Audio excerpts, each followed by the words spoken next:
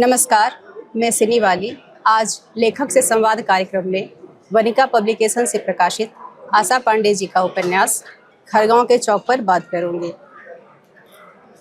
आशा पांडे जी वर्तमान समय की महत्वपूर्ण लेखिका हैं।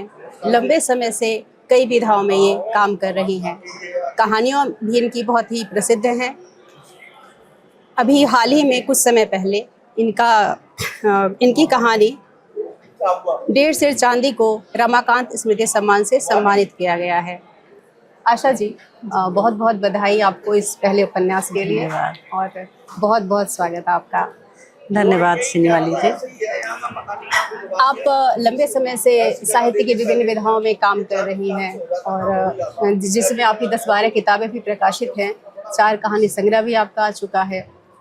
अभी आपका पहला उपन्यास खरगांव का चौक प्रकाशित हुआ है। तो मुझे जो उत्सुकता हो रही है ये जानने की कि एक लेखक के भीतर ऐसा क्या घटित होता है कि उसे लगता है कि नहीं, अब मुझे उपन्यास लिखना चाहिए। बहुत बहुत धन्यवाद सिनेवाली जी। मुझे लगता है आपका ये प्रश्न, इसके बारे में अगर मैं विचार कर रही हूँ तो मुझे लग रहा है कि कुछ विषय ऐसे होते हैं, लेखक के भीतर ऐसा कुछ नहीं घटित होता है कि उसे उपन्यास लिखना है। कुछ विषय ऐसे होते हैं जिन्हें जो विस्तार की मांग करते हैं और ये होता है कि हम उनको कहानी में नहीं समेट सकते हैं, और अगर हम समेटना भी चाहें तो ना तो उस कहानी के साथ ना उसके पात्रों के साथ हम न्याय कर पाएंगे। तो इसलिए क्योंकि कलात्मक रूप से लिखना है, साहित्य है, तो थोड़ी सी उसमें शैली और इसकी बात भी देखना है, उस पर रस बना रहे ये भी देखना है। तो सारे रसों को और सारे पॉइंट्स को अगर हमें समेटना है उसमें बहुत अच्छी तरीके से, तो किसी भी लेखक को उपन्यास की तरफ लौटना पड़ेगा। और उस पर से अगर विषय ऐसा है जो किसी समस्या से है, देश व्यापी समस्या से घिरा हुआ है, तो मुझे लगता है उसके लिए कहानी नहीं, उपन्यास की ही ज़रूरत पड़ती है। बहुत बढ़िया। जैसा कि हम सभी जानते हैं कि ये उपन्यास किसान जीवन पर आधारित है और ऐसा कहा जाता है बहुत हद तक कि महिला कथाकार जो हैं वो खेती किसानी पर उस तरह से काम नहीं कर पाती हैं जिस तरह से करना चाहिए उन्हें। तो इस बारे में आप क्या कहेंगे? मुझे लगता है कि जो कथाकार होता है उसे महिला और पुरुष के खांचे में नहीं बांटना चाहिए, क्योंकि ये सिर्फ संवेदनशील मन होता है। वो पुरुषों के भीतर भी हो सकता है, महिलाओं के भीतर भी हो सकता है। बस वो अपने आसपास की चीज़ों को कौन कैसे देख रहा है और किसके नज़दीक क्या घटित हो रहा है, ये बात ज़्यादा महत्वपूर्ण होती है। मान लीजिए किसी महिला रचनाकार के आसपास खेती किसानी से संबंधित कोई घटना घटित हो रही है जो उसे कहीं से द्रवित कर रही है, तो क्यों कैसे अछूती रह सकती है, उस विषय को ज़रूर लिखेगी। मुझे लगता है लेखन हमेशा अनुभव और यथार्थ की बात करता है। मैंने देखे हुए यथार्थ को आप कल्पना में कितना अच्छा कह सकती हैं, या आपका अनुभव किस विषय पर कितना गहरा है, ये महत्वपूर्ण है। ये महत्वपूर्ण कतई नहीं है कि मैं महिला हूँ, वो पुरुष हैं, इसलिए इस विषय पे लिख सकते हैं। इसलिए मुझे लगता है कि महिला और पुरुष के खांचे में लेखक को नहीं बांटना चाहिए और ना उसे ही स्वयं बंटना चाहिए। क्योंकि मुझे लगता है कि मान लीजिए आपका अनुभव खेती के बीच है तो आप बिल्कुल लिख सकती हैं खेती के बारे में। मान लीजिए आपका अनुभव सैनिकों के बीच का है तो आप युद्ध के बारे में भी लिख सकती हैं महिलाएं। तो ये सिर्फ अनुभव और उसकी अनुभूति मेरे भीतर कैसे उतर रही है इस पे डिपेंड करता है, मुझे ऐसा लगता है। जी, और मुझे लगता है कि जब हम किसान का नाम लेते हैं या जिक्र करते हैं तो एक पुरुष का चेहरा ही हमारे सामने आता है कि कोई पुरुष है, खेत में काम कर रहा होगा। जबकि मुझे लगता है कि महिलाओं को हम किसान क्यों नहीं कहते, क्योंकि जब खेती होती है जी और पशुपालन किया जाता है तो गायों के लिए उनका चारा तैयार करना या दूध उनका उबालना, घी बनाना और भी बहुत सारा काम ऐसा है जो कि महिलाएं करती हैं। लेकिन उन्हें कभी भी किसान नहीं कहा जाता, वो पुरुषों के ही हिस्से। उसी तरह से जैसे कि अगर महिलाएं लिख रही हैं तो शायद उनका अपना अनुभव नहीं होगा, शायद इस वजह से ये विचार चला रहा है कि महिला कथाकार होंगी तो शायद उस तरह से नहीं लिख पाती होंगी, मुझे जैसा लगता है। नहीं, आप सही कह रही हैं। महिला किसान मानने में पता नहीं क्यों अभी हम पीछे हैं, जबकि होता क्या है, आप ध्यान दीजिए, गाँव में जाइए, कस्बों में जाइए, जहाँ आसपास खेती या जहाँ आप पशुपालन देख रही हो, तो आप पाएंगी कि जो खेती में निराई गुड़ाई का काम, धान रोपने का काम, बेरन लगाने का काम, उसको उखाड़ने का काम, बोझ ढोने तक का काम फसल के कटने के बाद कौन करता है? महिलाएं करती हैं। पुरुष क्या करते हैं? ट्रैक्टर चलाएंगे, हल्के समय में हल चलाया करते थे, है ना, फावड़े से, कुदाल से गुड़ाई उड़ाई करनी है, वो काम वो करते हैं। तो मुझे तो लगता है कई बार बराबरी से भी कहीं ज़्यादा योगदान खेती किसानी में महिलाओं का होता है। और उसके बाद उस अनाज को खलिहान से मारने के बाद जो रखने का बहुत बड़ा श्रम होता है, वो महिलाओं का ही होता है। वहाँ पुरुष एकदम सुस्ताने लगता है। तो मुझे लगता है ये हमारी ही सोच का कुछ, कहीं हम पीछे हैं इस बात को सोचने में। वास्तव में तो होना चाहिए कि महिला आधे से ज़्यादा किसान है। वो हर किसान घर की महिला आधे से ज़्यादा किसान है, मुझे ऐसा लगता है। या मध्यम वर्गीय जब हम किसान देखते हैं कि जो महिलाएं खेत पर नहीं जाती हैं काम करने, लेकिन घर के भीतर वो सारा काम कर रही होती हैं, तो इस पर भी हमें विचार करना चाहिए कि किसान महिलाओं को भी समझा जाए। बिल्कुल बिल्कुल। जी हाँ। जब मैं ये आपका उपन्यास पढ़ रही थी तो मुझे लगा कि आपने महाराष्ट्र का जो विदर्भ क्षेत्र है, वहाँ का ग्रामीण इलाका है और वहाँ के जो किसान हैं, उनका जीवन एकदम से खोल के रखा है। तो मैं जानना चाहूँगी कि आप उनके जीवन के इतने करीब कैसे पहुँचे? हाँ, ये मेरा सौभाग्य है। मैं पिछले लगभग 28-28 सालों से महाराष्ट्र में रह रही हूँ और लगभग 25-25 सालों से मेरे पास वहाँ खेती भी है। मेरा अपना संतरे का बगीचा है, सोयाबीन की फसल लगाई जाती है, कॉटन कपास जिसे हम कहते हैं उसकी फसल लगाई जाती है। तो मेरे घर में अक्सर हर रोज़ खेती किसानी पे बात होती है, मज़दूरों पे बात होती है। इसके अलावा चूँकि घर में खेती किसानी के काम होते हैं, तो मैं ऐसे गाँव में भी गई हूँ, वहाँ पर आसपास के कई गाँव में, जहाँ एक ही साल में कम से कम 6-6, 7-7 आत्महत्याएं हुई हैं।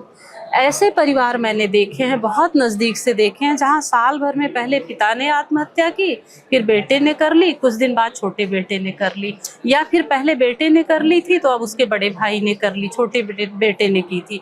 ऐसे परिवार को मैं बहुत नज़दीक से रोते कलपते हुए देखी हूँ, क्योंकि मैं उसी परिवेश में रहती हूँ। और चूँकि मैं इतने वर्षों से रह रही हूँ, मेरी अपनी रुचि भी है। नहीं तो शायद ठीक है, घर में हो रहा है, पति कभी कभी खेत पे जा रहे हैं, मैं ध्यान न देती, मेरी अपनी भी रुचि थी शायद, ये आप मान सकती हैं।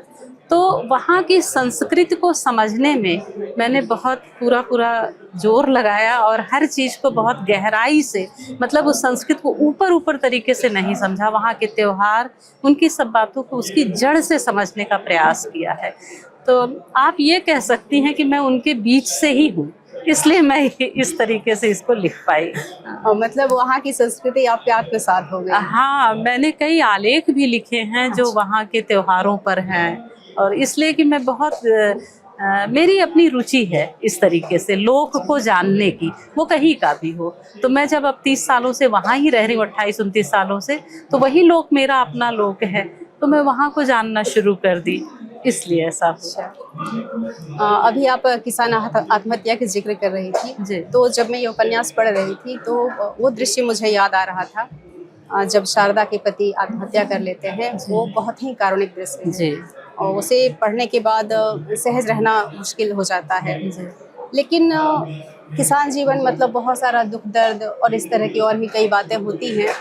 लेकिन इस उपन्यास में कई पात्र आते हैं, शारदा है, मानमोड़े हैं, राजा है और भी कई हैं। जी, श्रीहरि है। हाँ, इस उपन्यास के पात्र जो प्रथमेश हैं, जी, एक तरह से मुझे लगता है रीढ़ हैं इस उपन्यास के। जी, और उनकी जो प्रेमिका हैं तो नंदा, उन दोनों के बीच का जो बहुत ही कोमल संबंध आपने दर्शाया है, और कहीं ना कहीं उस तनाव, उस दर्द के बीच एक सुखद बयार की तरह इनका संबंध पढ़ते हुए पाठक को लगता है। तो ये क्या पूरी तरह से काल्पनिक बात है या फिर कुछ यथार्थ भी है, आपने आसपास देखा और इनको रचते हुए आपका कैसा अनुभव रहा? देखिए, प्रेम को आप किसी दूसरे के ऊपर घटित करते हुए देख रही हैं तो कह सकती हूँ काल्पनिक होगा, लेकिन इसके यथार्थ को तो हर कोई महसूस किया हुआ रहता है, तो इसलिए मैं ये नहीं कहूँगी कि पूरी तरीके से काल्पनिक है। मैंने असल में एक ऐसे गांव की कल्पना की जहाँ हंसी मजाक है, दुख है, दर्द है, ईर्ष्या है, द्वेष है ना, बहुत सारे रस हैं जीवन के। तो प्रेम रस भी होना ही चाहिए, पहली बात। दूसरी बात, वो जो प्रथमेश और नंदा हैं, एक ऐसे गांव, प्रथमेश इतना गंभीर है, उसका चरित्र इतना गंभीर है कि मैं उसको लाउड नहीं कर सकती थी। और दूसरी बात, अगर वो चाहता भी किसी तरीके से तो वो स्वयं तो बहुत गंभीर और जिम्मेदार था ही, लेकिन जब वो बच्चा था, जब उसकी उम्र कम थी और जब वो नंदा के साथ उसकी मित्रता हुई, दोस्ती हुई, तब से ही जब वो प्रेम की बात सोचता, हो सकता है उसकी माँ रही होती, हो सकता है उसके पिता रहे होते, तो शायद वो कभी किसी को बता ही देता। उसकी अपनी कोई बहन रही होती तो शायद बता देता, लेकिन वो अपने भाई भाभी के साथ पल रहा था, तो उसमें गंभीरता बहुत ज़्यादा आती चली गई। और नंदा जो है वो भी प्रेम में है, ये बहुत बारीक ध्वनि है इसमें। लेकिन जब तक वो बड़ी होती, जब तक वो समझती, जब तक वो कहती, तब तक उसका विवाह हो चुका होता है। तो इसलिए इस प्रेम को बस वहीं तक, और वो गांव का समाज है जहाँ प्रेम लाउड होगा तो बदनाम हो जाएंगे बच्चे, मतलब वो डर बना रहता है कि नहीं, हमें ऐसे जैसे शहरों में होता है, हम बड़े गर्व से कहते हैं वो मेरा बॉयफ्रेंड है, वो मेरी गर्लफ्रेंड है। गांव का जो परिवेश होता है ऐसा नहीं होता है, वहाँ इस बात को छिपाया जाता है। लड़कियां हों या लड़के हों, वो भी ऐसे सीना ठोक कर नहीं कहते कि वो लड़की मेरी प्रेमिका है। तो ऐसे परिवेश में उसे मधुर ही बने रहना था, इसलिए बहुत धीमी बयार के साथ वो मधुर बना हुआ है, जैसा आप कही हैं। मतलब कि प्रथमेश का जो स्वभाव है जी, उस स्वभाव के अनुरूप ही उसका प्रेम भी होगा, क्योंकि जो गंभीर स्वभाव के हैं वो अचानक से विद्रोही नहीं हो सकते, तो इस लिहाज से इस पात्र को और वो आपने देखा होगा, वो पूरे समय इस बात को निभाता है, पूरे समय जी। इस उपन्यास को जब मैं पढ़ती हूँ तो एक द्वंद्व सा चलता है मेरे भीतर कि अभी खेती में बैलों का उपयोग या अन्य जानवरों का उपयोग कम हो रहा है जी, ट्रैक्टर और अन्य मशीनों का उपयोग बहुत ज़्यादा हो रहा है। लेकिन आप जब दिखा रही हैं इसमें अपने उपन्यास में कि उस इलाके में अभी भी बैलों को बहुत खूबसूरती से सजाया जा रहा है, पढ़ के लगता है कि वहाँ घर घर में लोग अभी भी गाय बैल रखते होंगे। वो त्यौहार भी त्यौहार आप दिखा रही है, तो उस क्षेत्र के बारे में कुछ बताएं। हाँ, ये अन्य जहाँ गायों को, जहाँ जानवरों को, बैलों को अब नहीं पाला जाता है, वो लोग अगर पढ़ें इसको तो मैं बहुत खुश होंगी कि वो समझें कि विदर्भ एरिया, महाराष्ट्र का एरिया आज भी ऐसा है जहाँ बैलों से खेती होती है। हर गांव के हर घर में 2-4 जानवर, किसी किसी घर में 10-15 जानवर तक होते हैं। खुद के खाने की पूरी व्यवस्था नहीं है, लेकिन दिन भर वो जानवरों को चराने के लिए ले जाते हैं, क्योंकि कुछ चारा खरीद नहीं सकते हैं, लेकिन पालते ज़रूर हैं। और चूँकि जो बैलों का जो उपयोग होता है उसका बहुत बड़ा कारण ये है कि संतरे का बगीचा लगता है, मौसम्बी का बगीचा लगता है ना, तो या फिर कुछ क्षेत्र में अनार वगैरह, तो इनके बीच में जो गैप होता है वहाँ खेती की जाती है। तो उस खेती में बाद में ट्रैक्टर चलाना, पहली जुताई ट्रैक्टर से होती है, वहाँ भी ट्रैक्टर आ गए हैं, लेकिन बैलों का बहुत यूज इसलिए है कि बाद का जो काम है, घास उगाई है, अब वो निराई करना है। तो आजकल इतनी बाइयाँ काम वालियाँ मिलती नहीं हैं कि 8, 10, 15 एक साथ मिल जाएं। 10 तो बहुत बड़े बड़े रकबे होते हैं उनके यहाँ, 13, 14 एकड़ का एक ही खेत हो जाएगा कुछ लोगों का। तो वहाँ कम से कम निराई करना है तो 8-10 बाइयाँ 10-15 दिन करें तो इतने बड़े रकबे का काम होगा। तो सब वो होता है बैलों से। तो छोटे छोटे यंत्र होते हैं, वो बैलों के साथ पीछे हल की तरह लगा दिए जाते हैं, उनसे निराई हो रही, उसे उखरी बखर कहेंगे। कुछ अनाज ऐसे हैं, कुछ ऐसी चीज़ें हैं जो बैलों से ही बोए भी जाते हैं वहाँ। तो एक ज़रूरत भी है, जो ये कैश क्रॉप है, कई बार कपास की जो खेती होती है ये ऐसे बेड पे बोया जाता है। बेड यानी मेड़ बना दिए जाते आलू हैं। की तरह। आलू की खेती, और बीच में ऐसी जगह रहती है, वहाँ जो घास आई है उसको कैसे निकालेंगे? तो एक बैल लेके चलते हैं और छोटा सा यंत्र लगाते हैं और वो उखरी बखर करते हुए चलता है। तो वहाँ ज़रूरत भी है, उनकी आवश्यकता भी है। और शायद मुझे लगता है कि कम से कम मैं जो जानती हूँ उत्तर प्रदेश और मध्य प्रदेश के इलाके में मैं जाती हूँ जब, तो वहाँ जानवर जिस तरीके से छोड़ दिए गए हैं, छुट्टे छोड़ दिए गए हैं, उनके डर से जो खेती नहीं करवा पा रहे हैं दूसरे लोग अपनी खेती, क्योंकि छुट्टे हैं, वो जाके उनके खेतों को पूरा चर डाल रहे हैं, वो नौबत यहाँ महाराष्ट्र में नहीं है। बड़े आदर के साथ जानवरों को, और बैलों को तो बहुत आदर के साथ पाला जाता है। आपको ताज्जुब होगा, ये जो आटा होता है ना, पिसा हुआ आटा, ये चलते हुए बैल को जो खेती करने चला गया है तो रात को आएगा तो किलो किलो भर आटे को गूंथ के वो उनको खिलाया जाता है बड़े प्यार से। और पोला तो आप इसमें पढ़ी ही हैं, इतना बड़ा, यानी किसानों का, विदर्भ के किसान जीवन का सबसे बड़ा त्योहार पोला है। दिवाली और होली से भी बड़ा त्योहार पोला है। मुझे लगता है कि ये उपन्यास लिखते हुए आप एक तरह से किसान भी बन गई। जी, बनना ही पड़ता है। हाँ, लेखक का धर्म है कि वो जो काम करे उसमें डूब जाए। जी। और जैसा कि अभी हम जानते हैं, देखते सुनते हैं कि ऑर्गेनिक खेती की बहुत चर्चा है। उसमें ऑर्गेनिक के नाम पर कई बार दाम बढ़ा भी दिया जाता है फसल का, और सामान्य फसल भी बेच दिया जाता है ऑर्गेनिक के नाम पर। बिल्कुल। जैसा कि आपने इस उपन्यास में जिक्र भी किया है कि श्रीहरि चाहते हैं कि अमरावती में जो कृषि मेला लगने वाला है उसमें उनके किसान जाएं, स्टॉल लगाएं, लेकिन उनके पास दिक्कत ये है कि ना उनके पास सामान बहुत ज़्यादा है, ना संसाधन है, ना समय है। तो अगर उनका सामान बीच में खत्म हो जाए तो फिर वो क्या करेंगे? तो ये बहुत खूबसूरती से आपने दर्शाया कि एक पात्र है रवि, जो बहुत सारी चिंताओं से उसे कोई मतलब नहीं है, वो एकदम प्रैक्टिकल है। वो कहता है कि कोई टेंशन नहीं लेना है, हम बाजार से खरीद के तुरंत सामान ला देंगे, जबकि ऐसा होना नहीं चाहिए। ऑर्गेनिक के नाम पर लोग आते हैं तो देसी सामान ही उन्हें देना चाहिए, ऑर्गेनिक सामान ही देना चाहिए। तो जब आप इस बारे में लिख रही थी तो क्या चल रहा था आपके दिमाग में? हाँ, मेरा अपना अनुभव है सिनीवाली जी इस बारे में।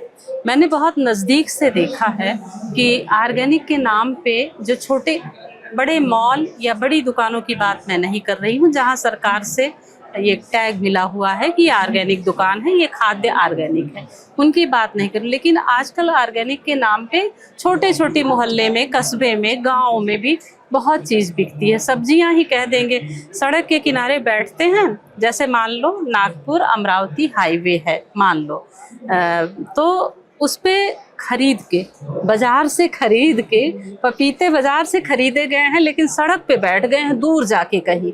अब कार से जाने वाले लोग सोचते हैं अरे पीछे जो खेत है ना वहीं का पपीता है, ये रुक जाते हैं और खरीद लेते हैं। और ऐसे भी लोग हैं जो ग्रुप इसमें मैंने जिक्र किया है, वो मेरा बहुत अपना अनुभव है, बहुत नज़दीक से देखा है कि ऑर्गेनिक के नाम पे बहुत बड़ा धोखा है लोगों के साथ।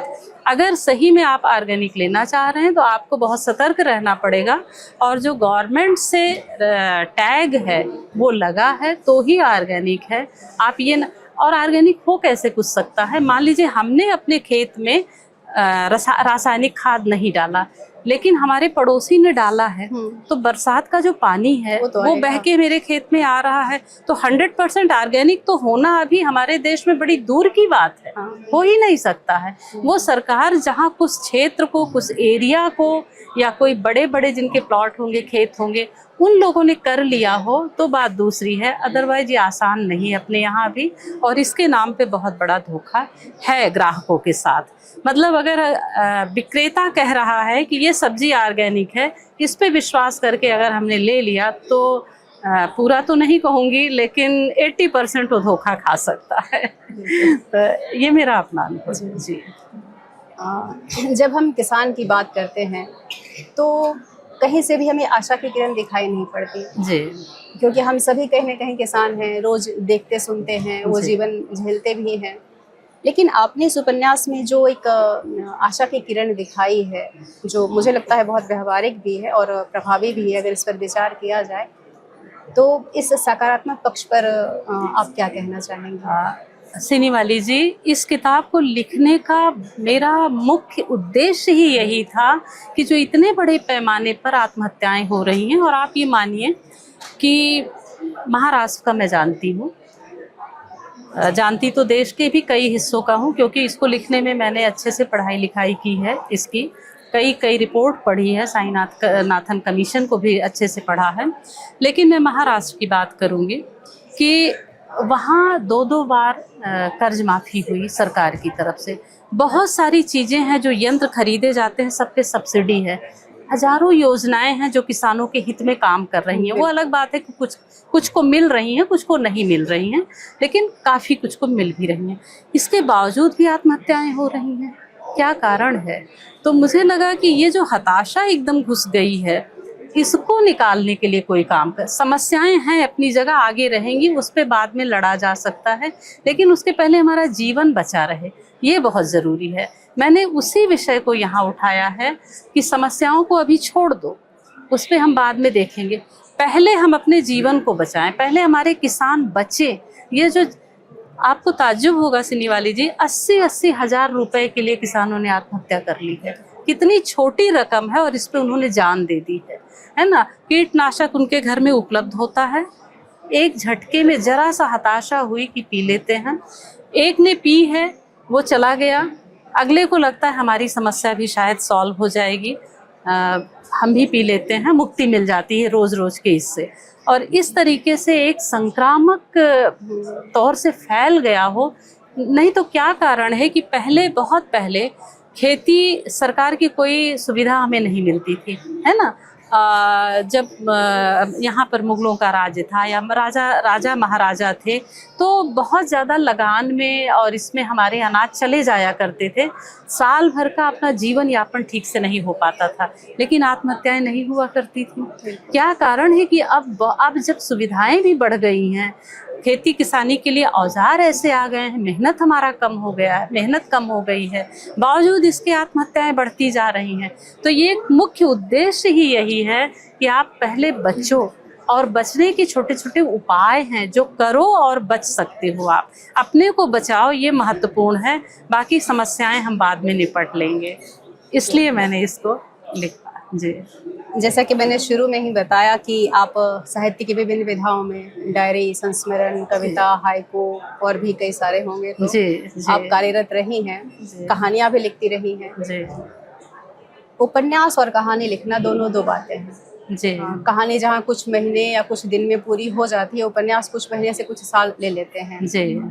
तो उपन्यास लिखते हुए इस उपन्यास के कौन से पात्र, मुझे लगता है कि जो थोड़ा सा मेरा अनुभव रहा है कि कुछ पात्र आपके भीतर भी तोड़फोड़ करते हैं आकर, बिल्कुल, बिल्कुल। और बहुत सारा बदलाव भी कर देते हैं, और उपन्यास पूरा होने के मतलब बहुत लंबे समय तक वो बदलाव लेखक के साथ साथ चलता है, वो बहुत धीरे धीरे उसे मुक्त हो पाता है। तो कौन सा ऐसा पात्र है जिसने आपको बदला? बहुत सही कह रही हैं आप। उबर तो मैं अभी भी नहीं पाई हूँ उन पात्रों से। अभी भी मुझे लगता है कि ये नहीं, ये कर देना चाहिए था, यहाँ ऐसा हो जाना चाहिए था। खैर, अब तो किताब रूप में आ गया है। लेकिन ये ज़रूर है कि शुरू में प्रथमेश इसका मुख्य पात्र है। जब तक प्रथमेश मुख्य रहा, प्रथमेश मेरे साथ साथ चलता रहा, उसके साथ बाकी तो थे ही, और मैं हर समय उसके योजनाओं पे, उसकी बातों पे, मैंने ज़्यादा केंद्रित मैं उस पे रही।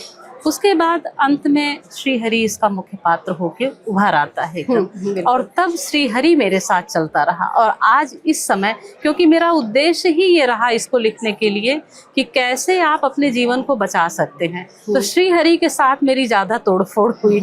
उस पात्र ने मेरे भीतर बहुत बदलाव किया, बहुत तोड़फोड़ की। मेरे अपने भी सोचने के नज़रिए पे कई जगह उसने कि मुझे किसानों के बारे में कैसा सोचना चाहिए, या उनकी उपज या उनकी फसल के बारे में मुझे क्या और कैसे खरीदना, क्या लेना चाहिए, कैसे करना चाहिए, इधर भी मेरा ध्यान गया, जो शायद इसके पहले खेती मेरे घर में होने के बाद भी नहीं गया था। तो ये तो है कि उपन्यास अपने प्रभाव में ले लेता है। अच्छा, एक सवाल मैं ये जानना चाहूँगी कि जब आप उपन्यास पूरा कर लेती हैं और आपको लगता है जो आप दे सकती थी आपने दे दिया, फिर आप उससे अलग जब होती हैं तो फिर कैसा महसूस आप करती हैं? थोड़ी एक मुक्ति जैसी तो लगती है कि जैसे हम थोड़ा अच्छा बहुत लगता है, खुशी बहुत होती है और उबर गए जैसा लगता है। ये तो होता है, वो मुझे भी हुआ जी। और इसकी तैयारी के बारे में कुछ बताएं। तैयारी मुझे सिनी वाली जी कुछ खास नहीं करनी पड़ी, जैसा कि मैंने आपको बताया कि मैं उन्हीं के बीच से हूँ। अनुभव मेरे बहुत बृहद हैं खेती किसानी को लेके, वही इसमें काम किया है। मैंने अलग से कोई रिसर्च नहीं किया है इसको लिखने के लिए, इसको लिखने में। लेकिन मैं इसको लिखने के पहले ये जरूर रहा कि मैंने जानकारी और बहुत हासिल की जो इसमें मैंने नहीं दी है कहीं कुछ, लेकिन वो मैंने पढ़ा। पर ये सारे अनुभव मेरे अपने आप ही हुए हैं जी। मतलब स्वतः होता चला गया, आपके गया भीतर था, बस वो बाहर निकला। क्योंकि मैं उसी के बीच में थी, हाँ, उन्हीं के बीच जी, में जी, थी, इसलिए। तो इस उपन्यास के लिए आपको बहुत बहुत बधाई। और मुझे खुशी इस बात की है कि आपने न सिर्फ किसान की समस्याओं को, उसके दर्द को आवाज़ दी इस उपन्यास के माध्यम से, बल्कि समाधान भी देने का प्रयास किया है। और किसान भाई या जो भी जुड़े हैं उस जीवन से, इस उपन्यास को जरूर पढ़ें जी। पुनः आपको मैं बहुत बहुत बधाई धन्यवाद दूंगी। सिनेवाली जी, धन्यवाद। और वनिका पब्लिकेशन का बहुत बहुत धन्यवाद और बधाई कि आपने इस महत्वपूर्ण उपन्यास को प्रकाशित किया।